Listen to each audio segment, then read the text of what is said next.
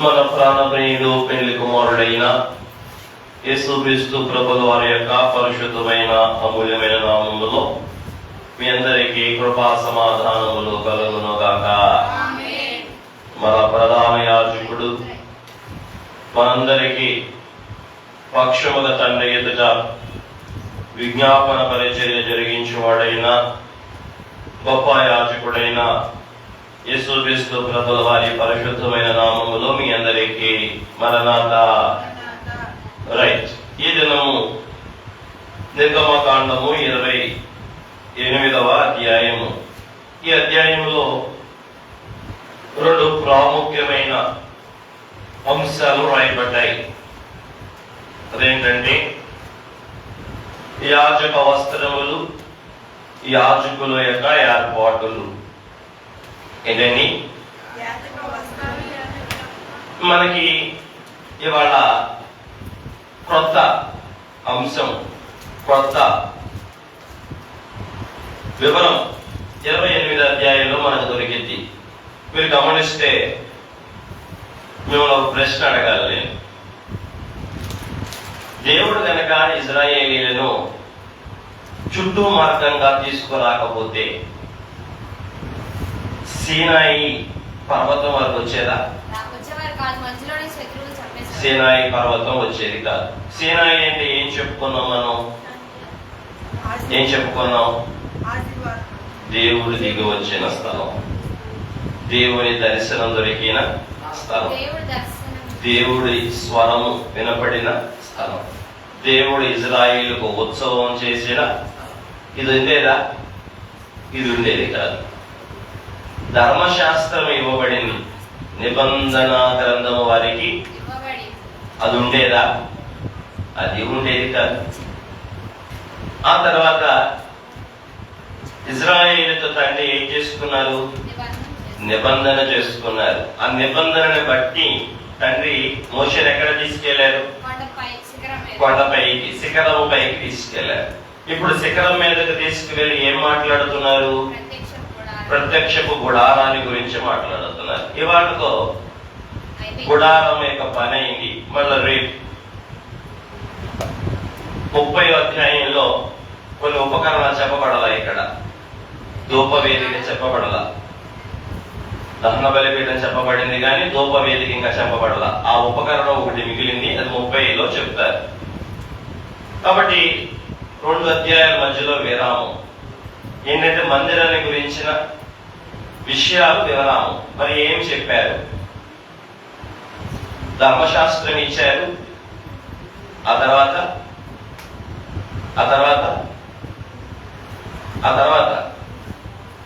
ధర్మశాస్త్రం తర్వాత ఏమి ఇచ్చారు? ప్రత్యక్షపు గుడారపు నమూనా ఇచ్చారు. మరి ప్రత్యక్షపు గుడారంలో పనిచేసే యాజకులను కూడా దేవుడు వారికి ఇస్తున్నారు. ఇది కూడా కొత్త అంశమే. ఇంతకు ముందు ఇజ్రాయేలుకి లేదు ఇది. ఇంతకు ముందు ఇంటింటికి యాజకుడు ఉండేవాడు, గృహ యాజకులు ఉండేవారు. కానీ ఇక్కడ దేవుడు సమాజం అంతటికి యాజకులు ఏర్పాటు చేయబోతున్నాడు. మందిరంలో పని చేయడానికి ఒకటి ప్రధాన యాజకుడు, తర్వాత యాజకులు, ఆ తర్వాత సహకారులు అంటే లేవీయులు. 4 గుంపులు, 3 గుంపులు ఉన్నాయి ఇక్కడ.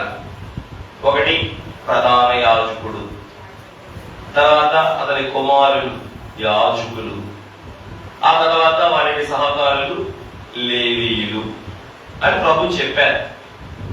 అంటే యాజకుల దాకా వచ్చింది. దేవుడికి మహిమ కలుగును గాక. ఈ 28వ అధ్యాయంలోనే ప్రభు చెప్పారు, మందిరంలో పనిచేయబోయే ప్రధాన యాజకుడు, యాజకులు.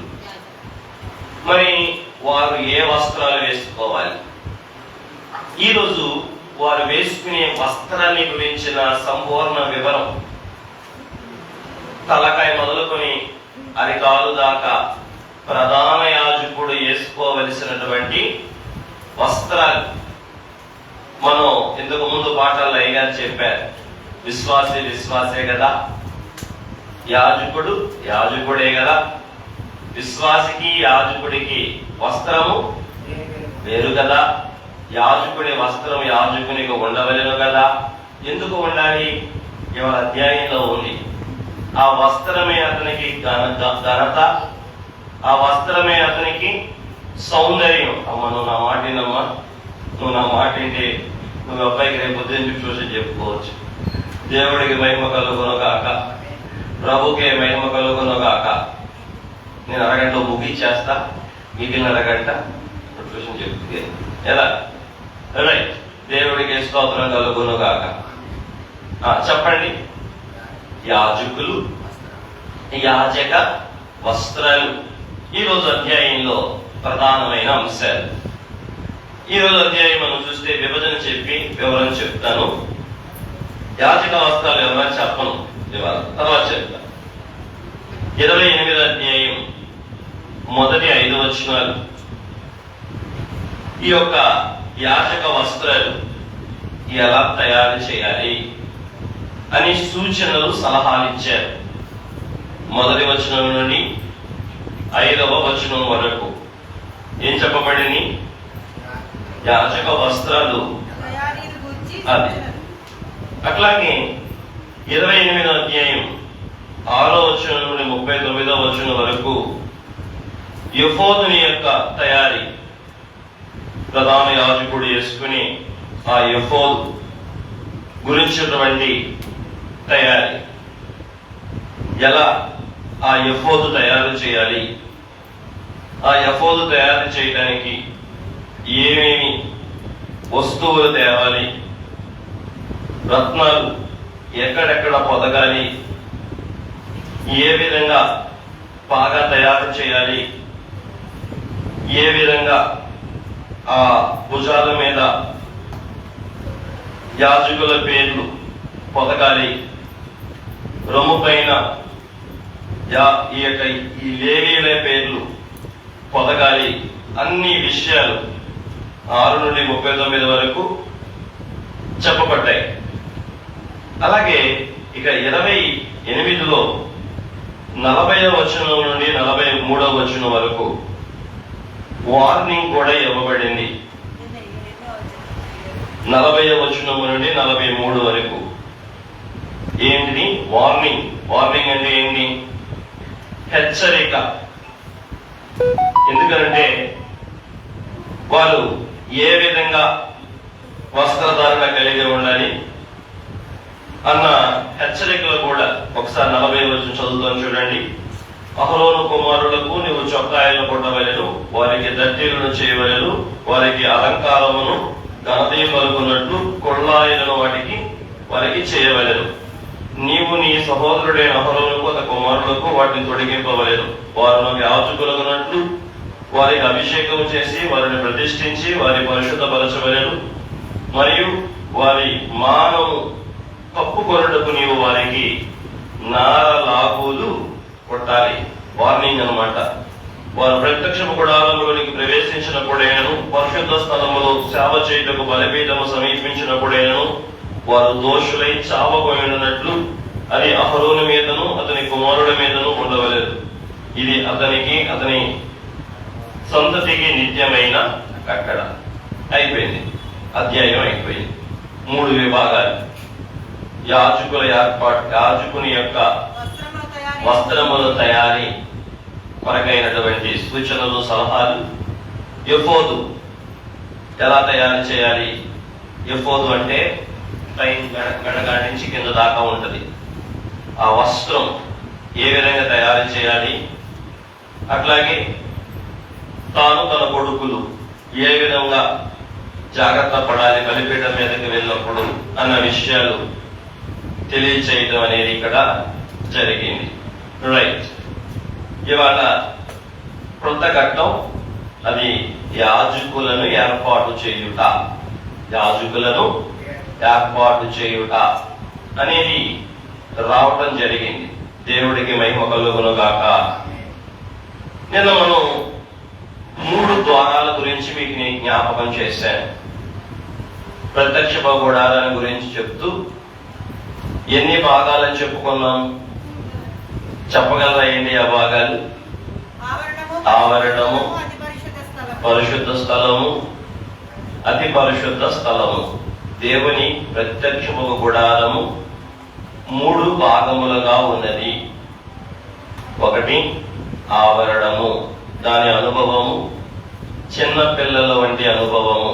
అంటే చిన్న పిల్లలు, కొత్తగా జన్మించిన శిశువుల అనుభవము, పాలు తాగే అనుభవము, రక్షణ పొందిన వారి యొక్క అనుభవము.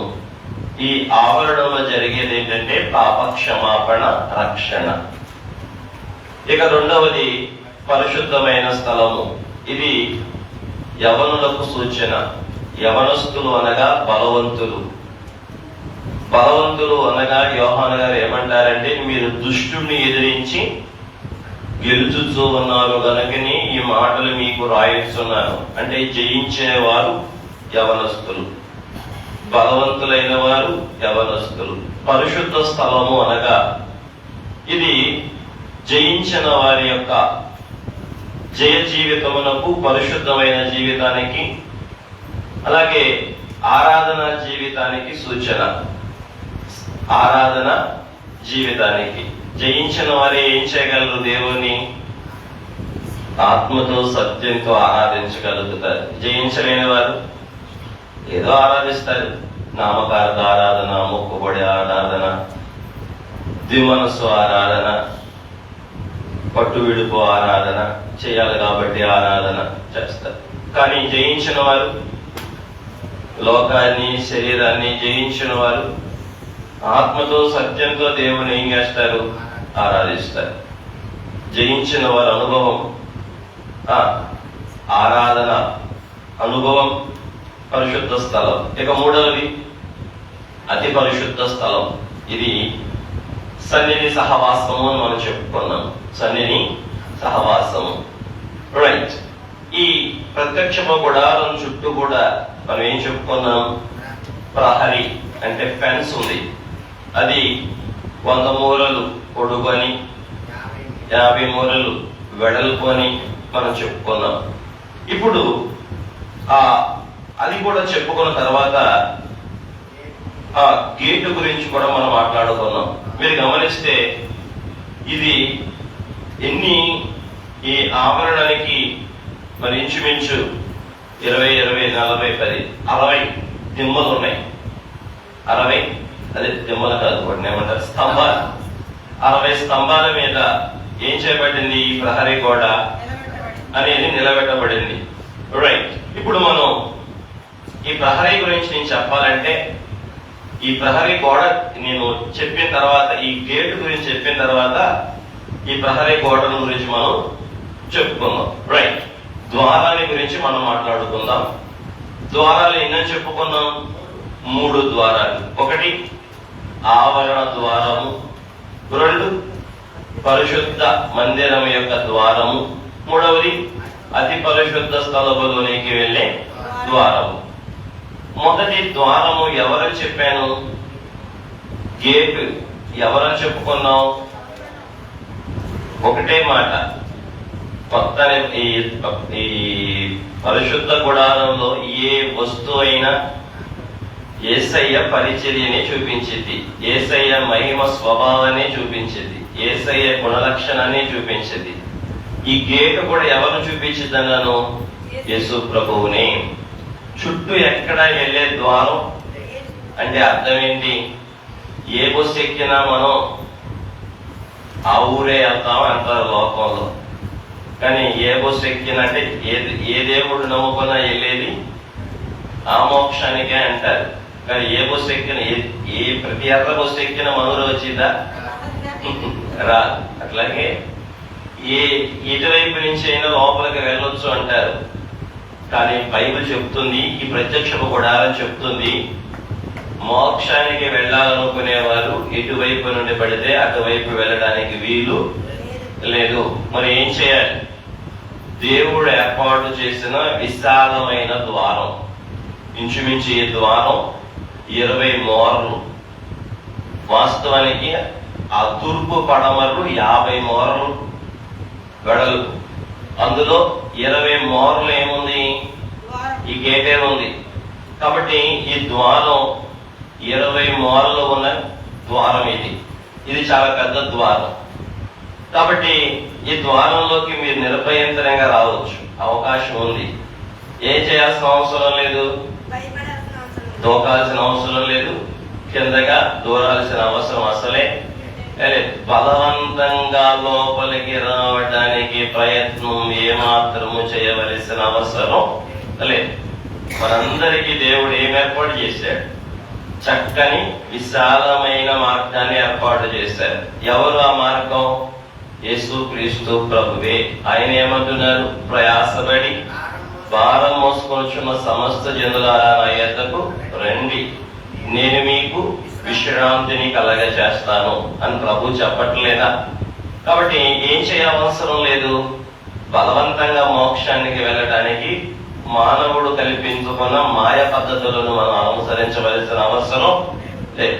దేవుడు ప్రత్యక్షపు గుడారంలోని ఆ చుట్టూ ఉన్న ప్రాకారం చెప్పే సత్యం అదే. మీరు ఎటు పడితే అటు ఉరికి లోపలికి వెళ్ళడానికి అవకాశం లేదు. ఒకటే గేటు, ఆ గేటే ప్రభు అయిన యేసుక్రీస్తు. అంతే. భూమి మీద ఏ నరుడైనా, ఎంత మగాడైనా, ఎంత మనగాడైనా మోక్షానికి వెళ్ళాలనే మనసే ఉంటే, నరకం తప్పించుకోవాలనే ఆశే ఉంటే ఏంటి ద్వారం? క్రీస్తు యేసు అనే నరుడి ద్వారా తప్ప దేవుని దగ్గరికి వెళ్ళే మార్గం మరొకటి లేదు అని కరాఖండిగా చెప్పేదే ఏంటిది? ఈ ప్రత్యక్ష గుడారము. ఈ ప్రత్యక్ష గుడారం ఏం చెప్తుంది? ఏం చెప్తుంది మోషే గారు?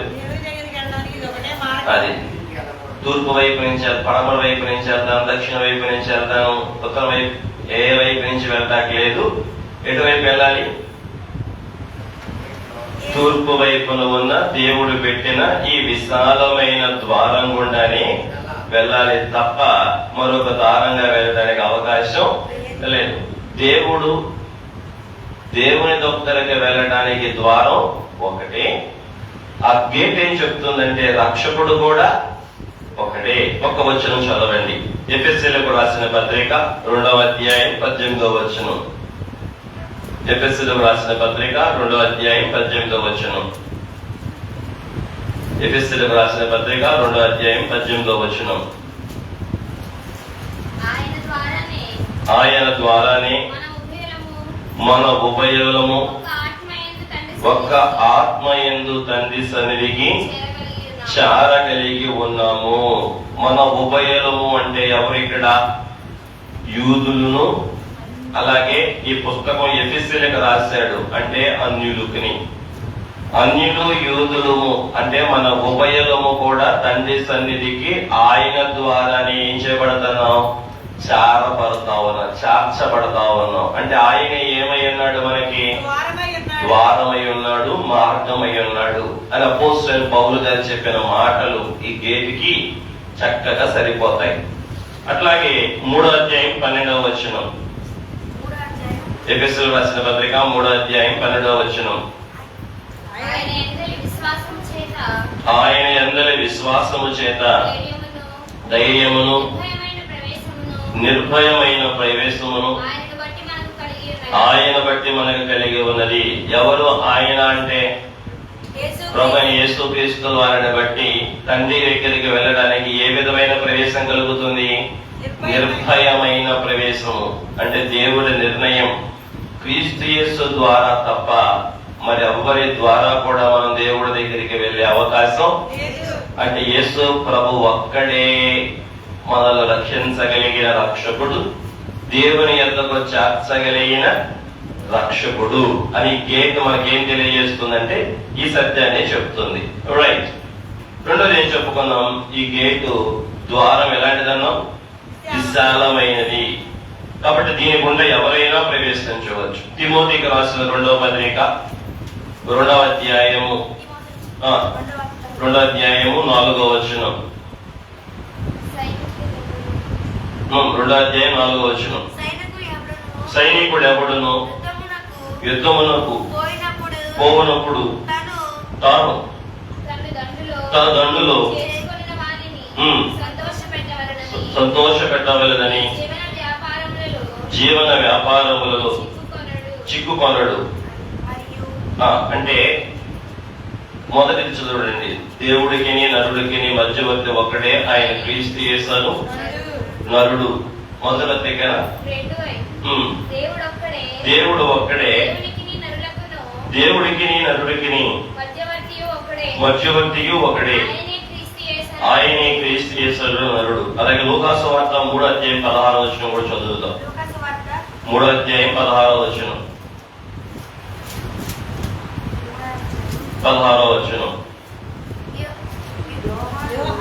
యోహాను, నేను నీళ్లతో మీకు బాప్తిజం ఇచ్చుచున్నాను, అయితే నాకంటే శక్తివంతుడు వచ్చుచున్నాడు, ఆయన చెప్పుల వారను విప్పుటకు నేను పాత్రుడను కాను, ఆయన పరిశుద్ధాత్మలోను మీకు బాప్తిజం ఇచ్చుచున్నానని ఆయన చేత ఆయన చేతిలోనే ఉన్నది. ఆయన చాలు. ఏమని చెప్తున్నాడు ఇక్కడ బాప్తిజం ఇచ్చి యోహాను గారు? నేను మీకు నీళ్ళలో బాప్తిజం ఇచ్చుచున్నాను, కానీ నా వెనక వచ్చేవాడు మీకు ఆత్మలోను అగ్నిలోను మీకు ఏమిస్తాడు? ఆ బాప్తిజం మార్గం గుండా మనం ఏం చేయొచ్చు? ఈ ఆవరణలోకి ప్రవేశించవచ్చు. మరి బాప్తిజమే మన అయ్య రాసిన పాటలో ఏముంది? గణపరచుడి అనే పాటలో బాప్తిజమే మనకి ఏంటట? బహిరంగ ద్వారము. అయ్య రాశారు బహిరంగ ద్వారము. మన గణపరచుడి అనే పాట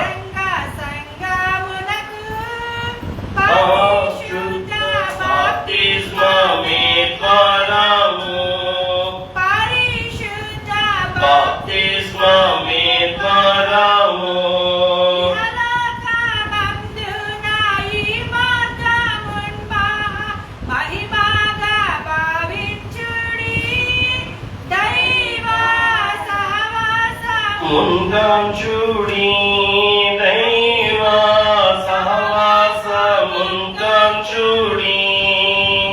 కాబట్టి భూలోకములో మనకి సంఘములోకి చేరడానికి, ఆవరణలోకి చేరడానికి మార్గం ఏంటి? బాప్తిస్మము. ఆ బాప్తిస్మాన్ని గురించి యోహాను గారు ఏమంటున్నారు? నేను మీకు నీళ్ళలో బాప్తిజం ఇస్తున్నానే, కానీ నా వెనక వచ్చేవాడు మీకు ఆత్మలోను అగ్నిలోను మీకు బాప్తిజం ఇస్తాడు. ఆ మార్గం ఏంటి? అందరికీ తెరవబడిన విశాల మార్గం, అందరినీ చేర్చుకునే మార్గం. మీరొద్దు, నేనొద్దు, వారొద్దు, వీరొద్దు అనే మార్గం కాదని. ఆ మార్గంలోకి ఎవరెవరు రావచ్చు? ఎవరైనా రావచ్చు. కాబట్టి ఆ మార్గం ఎటువంటి మార్గం అంటే పడుతున్న ప్రతి వారిని కూడా చేర్చుకునేటటువంటి మార్గము. దేవుడికి మహిమ. ఆ మార్గం గుండా వెళ్తేనే మనకి నిత్య జీవం. ఆ మార్గం గుండా వెళ్తేనే మనకు ఆత్మరక్షణ కలిగించే మార్గం, నిత్య జీవానికి చేర్చే మార్గం ఈ బాప్తిస్మం ద్వారా, క్రీస్తు యేసు ప్రభుల వారి ద్వారా మనకి దేవుడు ఏం చేశాడు? ఏర్పాటు చేశారు. ఇక మూడవదిగా చూస్తే ఈ ద్వారానికి తాళాలు లేవు. ఈ ద్వారానికి ఏమి లేవు? తాళాలు లేవు. ఇప్పుడు మన చర్చికి తాళాలు వేసుకుని వెళ్తాం, కానీ ఈ యొక్క ఆవరణం యొక్క గేటుకి ఏమి లేవంటే తాళపు చెవులు లేవు, తాళాలు లేవు. అంటే దానికి అర్థం ఏంటి? ఎప్పుడైనా ఎవరైనా ఏ సమయమైనా ఆ గేటు ద్వారా లోపలికి వెళ్లే రక్షణ పొందవచ్చు. నిత్య జీవానికి పొందుకునే అవకాశం ఉంది, ఆత్మరక్షణ పొందుకునే అవకాశం ఉంది. ఉదాహరణకు మీరు చూస్తే యేసు ప్రభువుని బైబిల్ గ్రంథంలో భక్తులు కలిసిన వేళలు చూద్దాం. నికోదేము యేసు ప్రభువుని ఎప్పుడు కలిసేవాడు? అర్ధరాత్రిలో కూడా కలిసేవాడు, రాత్రులు కూడా కలిసేవాడు. నికోదేము రహస్య శిష్యుడు, రాత్రులు ప్రభు దగ్గరికి వెళ్లి బోధన అందుకునేవాడు. సమరయ స్త్రీని చూడండి, ప్రభు సమరయ స్త్రీని ఎప్పుడు కలిసారు? సమరయ స్త్రీ ప్రభుతో మాట్లాడిన వేళ ఎలాంటిది? మిట్ట మధ్యాహ్నం. అట్లాగే పాపాత్మురాలైన స్త్రీ ప్రభువుని కలిసిన సమయం ఎటువంటిది? అది భోజన సమయం. పాపాత్మురాలైన స్త్రీ ప్రభు దగ్గరకు వచ్చిన సమయం భోజన సమయం. అట్లాగే చనిపోయే సమయంలో ఎవరు కలిశారు ప్రభువుని? కుడివైపున ఉన్న దొంగ. అతను ఏ సమయంలో? చనిపోయే సమయంలో. అంటే ఏ సమయంలోనైనా యేసు ప్రభువుల వారు ఎలా ఉన్నారు? రక్షించడానికి రెడీగా ఉన్నారు. కానీ ఆయన ఏం చేయలేదు? తాళం వేసుకొని కూర్చోాల. ఈ మార్గానికి ఏమి లేదు, ఈ గేటుకి ఏమి లేదు, తాళం లేదు. అది ఉదయమా, మధ్యాహ్నమా, సాయంకాలమా, అన్నప వేళ, మళ్ళీ పెళ్ళ, ఇలాంటివి ఏమీ లేవు. అందుకే కొరింథీయులు రాసిన పత్రిక 2 కొరింథీయులు రాసిన పత్రిక 6వ అధ్యాయంలో ఉన్నది. ఇదే రక్షణ దినం, ఇదే అనుకూల సమయం. ప్రభు వాక్యం చెప్తుంది, ఇదే రక్షణ దినం, ఇదే అనుకూల సమయం. మరి ఇప్పుడే ఏం చేద్దాం? మనందరం రక్షణ పొందుకుందాం. ఆ గేటుకి ఏం లేదు, తాళం లేదు. ఉదయమో, సాయంకాలం, మధ్యాహ్నమో అనుకోవడానికి అవకాశం. మన గుండె దెబ్బనాగిద్దో మనకే తెలియదు. అందుకే ఆ గేట్ లో నుంచి లోపలికి వెళ్ళి రక్షణ పొందే విషయంలో మనం ఏం చేయకూడదు? నిర్లక్ష్యం చేయకూడదు, ఆలస్యం చేయకూడదు, అశ్రద్ధ చూపించకూడదు. నిర్లక్ష్యం, ఆలస్యం, అశ్రద్ధ చూపించామంటే దేంట్లోకి వెళ్ళిపోతాం? అదే 7 ఏళ్ల దేవుని ఉగ్రత రోజు. కాబట్టి దాంట్లోకి వెళ్ళిపోతాం. కాబట్టి దాంట్లోకి వెళ్లకుండా ఉండడానికి దేవుడు మనకి ఏమి ఇచ్చాడు?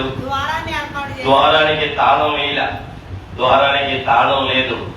ఎప్పుడైనా ఎనీ టైం యేసయ్య దగ్గరని, యేసయ్యని నీ రక్షకుడిగా అంగీకరించి, యేసయ్యని నీ యొక్క విమోచకుడిగా అంగీకరించి, యేసయ్య నిత్య జీవానికి మార్గంగా భావించి లోపలికి వస్తే ఆవరణలో మనకేముంది?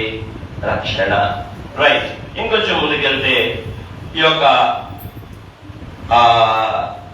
ఈ ఒక్కనొక రోజు ఈ ద్వారం ముయ్యబడతా ఉంది. ఏ ద్వారం? ఈ ద్వారమే. ఇప్పుడు దాకా మనం ఏం చెప్పుకోం? దానికి గేట్ లేదంటే, తాళం లేదని చెప్పాం. కానీ ఒక రోజు ఆ ద్వారం ముయ్యబడే రోజు రాబోతుంది.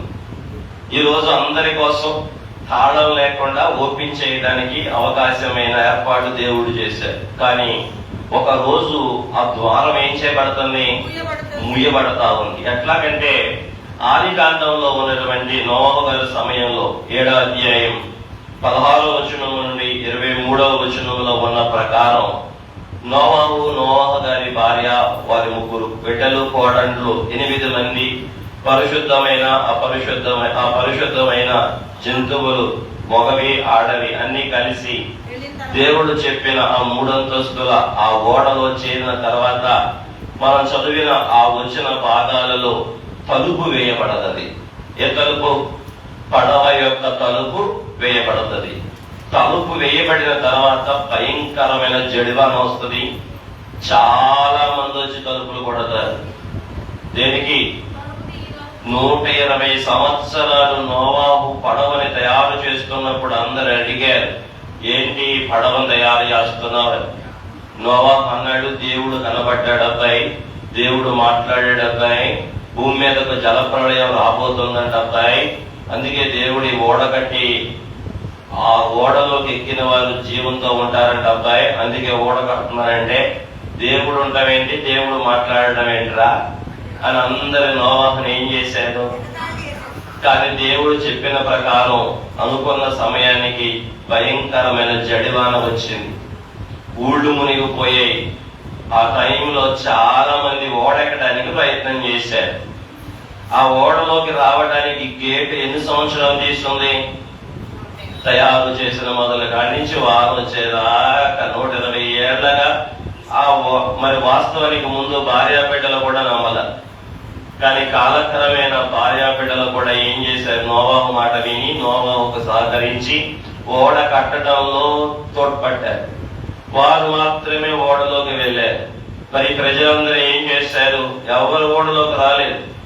మీరు చెప్పండి, తలుపులకు తాళం వేసి పెట్టాడా దేవుడు? తలుపులకు తాళం వేయలేదు.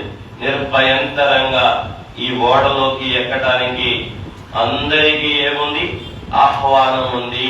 కానీ వాళ్ళ యొక్క కరుణా సమయాన్ని, కృపాకాలాన్ని, అవకాశాన్ని వారంతా ఏం చేశారు? దుర్వినియోగం చేశారు. ఏమీ అవ్వదులే, దేవుడు కనపడలేదులే, వాన రాదులే అని చెప్పి ప్రజలంతా ఏం చేశారు చెప్పండి అయినా ప్రజలంతా ఏం చేశారు? మీలాగైనా సమయాన్ని దుర్వినియోగం చేసుకున్నారు. సమయాన్ని ఏం చేశారు? దుర్వినియోగం చేసుకున్నారు. తీరా ప్రళయం వచ్చేసరికి అప్పుడు తలుపెక్కడానికి ప్రయత్నం చేశారు. పడవలోకి వెళ్ళడానికి ప్రయత్నం, కానీ దేవుడు ఏం చేశాడు? తలుపు మూసేసాడు. ఆ వచనాల్లో అదే ఉంటుంది, మీరు ఇంటికి వెళ్ళి చదవండి. అన్ని సంవత్సరాలు తలుపు తీసాము, కానీ తలుపు వేసే రోజు రాబోతుంది అని చెప్పడానికి ఈ మాటలు చెప్పాను. తాళము లేని ఈ గేట్లు తాళం వేయబోయే రోజు. దానికి ఉదాహరణ ఎక్కడ తీసుకెళ్ళి చెప్తున్నాను? నోవా గారి దగ్గరికి తీసుకెళ్ళి చెప్తున్నా. ఇది నిజం, ఇది అబద్ధం కాదు, ఇది నిజం. నేను చెప్పే మాటలన్నీ అబద్ధాలు కాదు, ఏదో వినేసిపోయే మాటలు కాదు, ఏదో కట్టుకథలు కాదు, ఇది నిజం. నోవా గారు కూడా ఇలాగే చెప్పాడు. అందరు నోవాహుని కట్టుకథ అన్నారు. అందరూ నవ్వారు. ఎప్పుడు చెప్పే మాటలే అన్నారు. మన నోవాహేలే అన్నారు. చాలా తేలిగ్గా తీసుకున్నారు. అందరు ఎట్లా ఉన్నారంటే యేసయ్య చెప్పాడు, పెళ్లి చేసుకుని ఇండ్లు కట్టుకొనడుకును. ఎవరు కావాలి ఏమయ్యారు?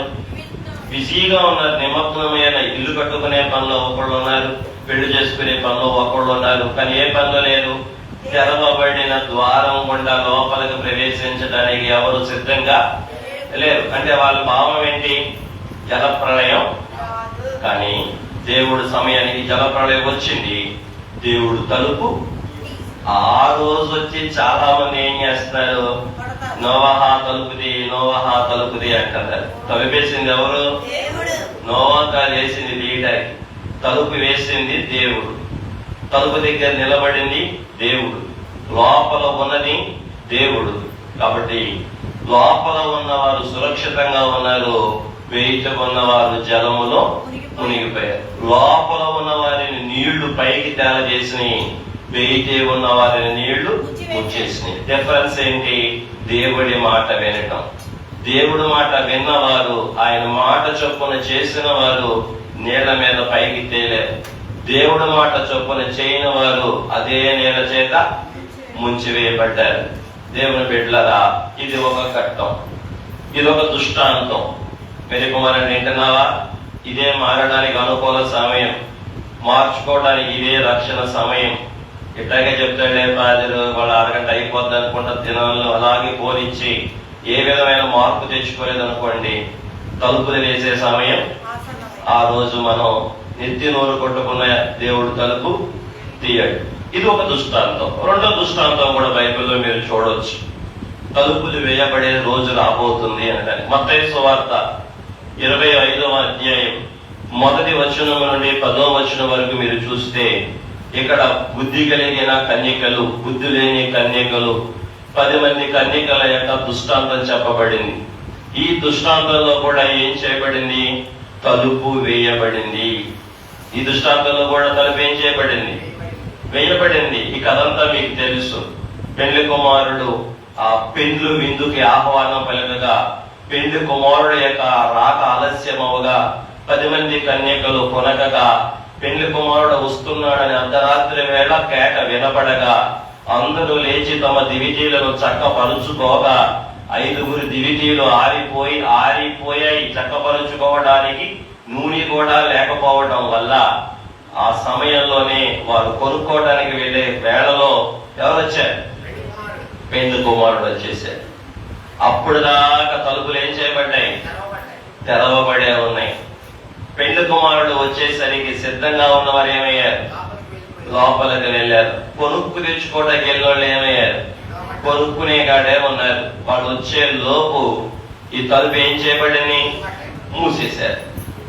తలుపు మూసిన తర్వాత వచ్చి అడుగుతున్నారు, ఓ ప్రియుడా, ఓ పెండ్లి కుమారుడా, ఓ ప్రాణ ప్రియుడా, నీ కొరకు సిద్ధపడిన వారమయ్యా, ఒకసారి తలుపు తీవా అని అడుగుతున్నారు.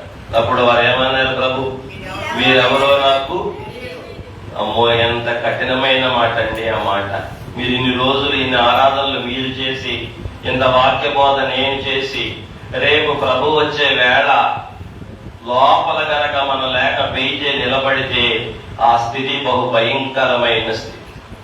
అందుకే దేవుని బిడ్డలమైన మనం ఈ తలుపు తెరవబడి ఉండగానే, అందుకే పెద్దలు అంటారు దీపము ఉండగానే ఇల్లు ఏం చేసుకోవాలంట, చక్కబెట్టుకోవాలి. దేవుడు రాక మునిపే మనందరం కూడా చక్కని పరిశుద్ధులతో, చక్కని ఆత్మీయతతో మనం కొద్దిగా చెప్పుకున్నాం 3 మాటలు. దేవుని వాక్యాన్ని, దేవుని సంఘ జీవ క్రమాన్ని మనం మన్నన చేయటం అలవాటు చేసుకోవాలి. ఈ 3 మనం తప్పుకోనిపో. ఈ 3 నన్ను అంటే దేవుని ఆత్మ, దేవుని వాక్యం, సంఘ నిబంధన, సంఘ నియమావళి మనల్ని ఏం చేయనివ్వదంటే నగరంలో కలిసిపోనివ్వదు, లోకంలో కలిసిపోనివ్వదు, లోకంలో మిళితం అవ్వనివ్వదు, లోకంలోనే ఉండనివ్వదు. ఖచ్చితంగా మనల్ని ఏం చేస్తాయి, ఇవి లోపలికి చేరుస్తాయి, ఆ గేటు వేయక మునిపే. కాబట్టి గమనిస్తే ఈ గేటు, ఈ పెండ్లి కుమార్తెల దగ్గర, ఈ కన్యకల దగ్గర గేట్ ఏం చేయబడింది, కన్యకల దగ్గర గేట్ ఏం చేయబడింది, వేయబడింది, మూసివేయబడింది. విందు సమయానికి 5 లోపల ఉన్నారు, 5 బయట ఉన్నారు. కాబట్టి ఇక్కడ మనం గమనిస్తే ఇక్కడ 2 అవకాశాలే ఉన్నాయి. ఉంటాం లోపల ఉండటం, లేకపోతే బయట ఉండటం. కాబట్టి బయట ఉండటం ఇప్పుడే చెప్పా, బహు ఘోరం.